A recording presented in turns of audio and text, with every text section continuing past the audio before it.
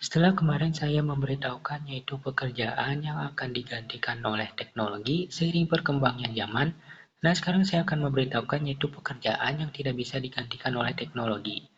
Menurut pernyataan Menteri Keuangan, yaitu Sri Mulyani, yang dimuat di CNBC Indonesia, pekerjaan yang tidak tergantikan oleh teknologi membutuhkan keterampilan seperti kreativitas, empati, dan keahlian analitis atas masalah kompleks. Senada dengan Sri Mulyani, CEO Sinovation Ventures, Kai Fu Lee, juga memiliki pendapat yang sama. Namun, ia menambahkan satu jenis pekerjaan yang tidak bisa terganti yaitu pekerjaan baru yang belum diketahui. Lee mencontohkan pekerjaan seperti monitoring dan koordinasi mesin, dan robot akan muncul di masa depan. Dan berikut saya akan menginformasikan yaitu 10 pekerjaan yang tidak bisa digantikan oleh teknologi maupun robot. Yang pertama ada penulis. Penulis membuat ide baru yang bisa dipengaruhi oleh perasaan, pengalaman hidup, imajinasi, dan bahan bacaan. Kemudian, penulis yang memproduksinya dalam blog, buku, atau naskah drama dan film. Robot bisa saja membuat tulisan berdasarkan data saran judul dan pedoman penulisan yang dimasukkan ke dalam programnya. Namun, originalitas hasil karya robot tentu tidak sebaik penulis. Yang kedua ada editor. Tugas editor memang bisa lebih ringan dengan adanya teknologi proofreading otomatis. Kecerdasan buatan tersebut bisa mengecek kejelasan, akurasi, kelengkapan, dan orisinalitas materi dari penulis. Namun peran editor tetap harus dilakukan oleh manusia, sebab editor bisa memperhalus cara bertutur hingga menyesuaikan tata bahasa. 3. Desainer grafis.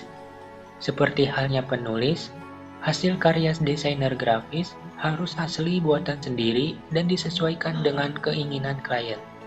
Seorang desainer grafis mesti memiliki bakat seniman dan kemampuan teknis untuk menciptakan karya. Nah, perpaduan dua keterampilan tersebut ada di dalam diri manusia. 4. Guru.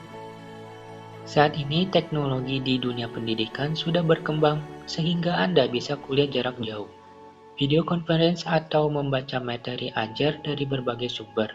Namun, peran guru tidak dapat tergantikan oleh robot. Pengajar bisa mengajar, membimbing, dan mendidik murid.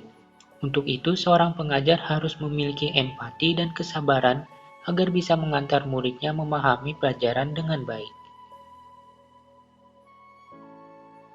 5. Dokter. Kecerdasan buatan di bidang medis memang sudah bisa mendeteksi penyakit dengan akurat melalui pemindaian.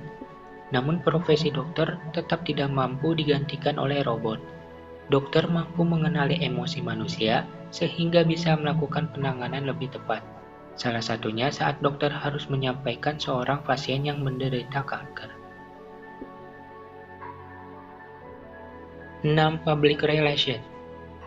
Anda perlu membangun jaringan yang kuat agar bisa menjadi seorang manajer atau staf publik. Pada saat membangun hubungan, tentu harus ada sentuhan manusia. Dengan demikian, orang akan tergerak untuk mengikuti program pengumpulan dana, mendukung kampanye, atau datang ke acara yang Anda buat. Menurut data yang dikutip spot.com, pekerjaan ini bakal mengalami pertumbuhan 7% pada tahun 2024. 7. HRD. Departemen Sumber Daya Manusia tentu membutuhkan tenaga manusia untuk bisa berjalan dengan baik. Kecerdasan buatan mungkin bisa membantu untuk menyaring resume dan CV kandidat yang ingin melamar kerja di perusahaan. Tetapi, orang-orang di bagian HRD punya kemampuan untuk menilai sehingga bisa menyaring calon pegawai dari wawancara. Dalam hal ini, manajer HRD harus memiliki empati untuk menentukan kandidat dengan keahlian yang mumpuni namun memiliki sifat yang cocok dengan budaya perusahaan. 8. CEO. Pimpinan harus menetapkan strategi perusahaan, menyesuaikan dengan misi dan tujuan perusahaan, dan memotivasi timnya. Selain itu, pimpinan juga harus menyampaikan laporan dan bertanggung jawab pada dewan direksi. Kemampuan leadership seperti itu sulit hampir tidak bisa diotomatisasi. 9. Manajer penjualan. Hampir semua pekerjaan level manajer tetap harus dilakukan oleh manusia. Misalnya, manajer penjualan yang harus menganalisis data dan menafsirkan tren dari dinamika penjualan yang kompleks. Selain itu, manajer penjualan harus punya kecerdasan emosi yang tinggi sehingga bisa mencapai target bulanan, membangun jaringan, dan berkolaborasi dengan pelanggan, serta memotivasi dan mendorong kerja tim. Dan yang terakhir adalah software developer. Para software developer telah menghabiskan banyak waktu untuk mempelajari teknis, meningkatkan kemampuan, dan memperkaya pengalaman. Dengan keahlian tersebut, ia bisa membuat aplikasi, software, dan situs web yang disesuaikan dengan kebutuhan klien. Kemampuan untuk berkreasi tersebut tidak bisa dilakukan oleh robot.